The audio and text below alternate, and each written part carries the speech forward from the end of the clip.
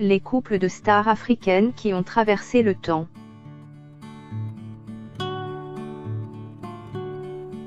Dans notre société actuelle où les infidélités et divorces sont monnaie courante dans le showbiz, certains couples réussissent à rester solides et soudés.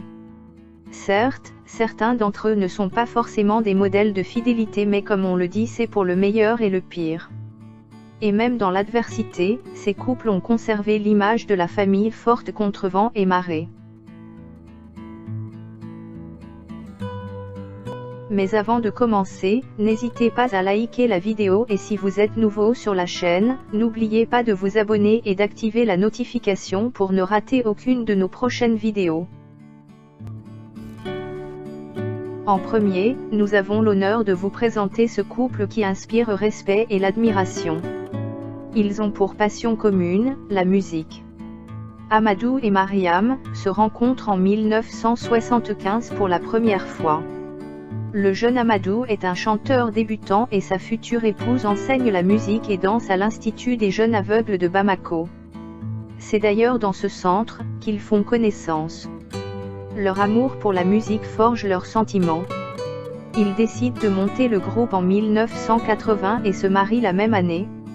La suite on la connaît, le succès international, des voyages autour du monde. 37 années plus tard, ils sont toujours aussi heureux avec une grande famille de 3 enfants. Nous connaissons tous la célèbre chanteuse d'origine béninoise Angélique Kidjo.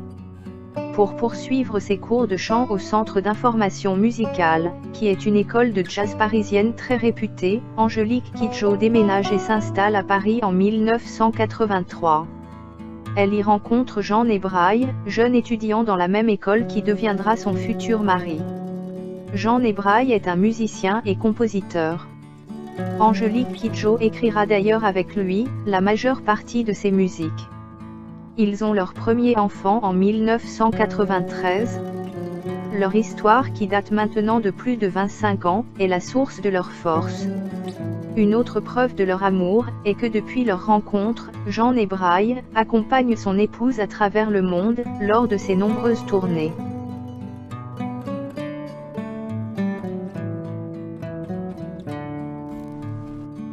L'ancien footballeur international ivoirien Bonaventure Kalou et son épouse ont décidé de jouer la carte de la discrétion et vivent à l'abri des regards indiscrets depuis de longues années, entourés de leurs 3 enfants. Ce couple est ensemble depuis que Kalou joue à la SEC, et ils se sont toujours soutenus jusqu'à ce jour, malgré leurs différences de classe sociale. En effet, Constance vient d'une famille très aisée, tandis que Kalou vient d'une famille modeste, mais cela n'a jamais eu d'incidence négative sur leur foyer. Constance a soutenu son mari, jusqu'au jour où Kalou Bonaventure signa son premier contrat professionnel en Hollande. L'humilité de Constance a permis à son homme de se hisser haut. Aujourd'hui, ils vivent décemment. Moralité, la femme ne tombe pas forcément sur l'homme parfait, mais elle a la possibilité de façonner l'homme qu'elle désire.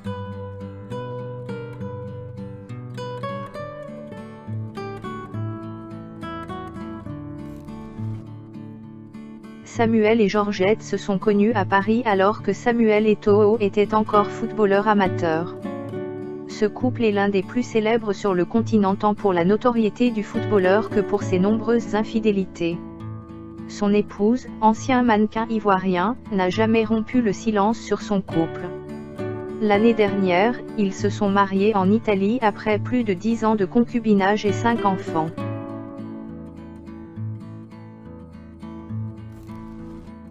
Comme on le dit en langage populaire ivoirien, Asalfo a marié sa femme de galère. Le lead vocal du groupe Magic System est marié depuis 2007 à Hélène Yaaka.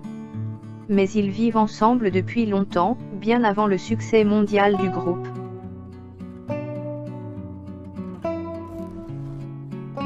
Didier Drogba rencontre Lala Diakité, une jeune femme originaire du Mali, en 1999. En juin 2011 à Monaco, il épouse civilement sa partenaire de longue date. Le couple a 3 enfants. Mais vous ne verrez presque jamais de photos de la femme du footballeur sur ses différents comptes officiels. Il est de ces stars qui ont réussi à garder privée leur vie amoureuse. Une fois, au cours d'une interview, il a confessé aux journalistes qu'il avait rencontré son épouse à l'âge de 18 ans, une époque instable pendant laquelle il traversait sa phase d'excès. C'est elle qui réussit à le canaliser et à faire de lui ce grand homme. Il doit ce qu'il est aujourd'hui à sa tendre Lala.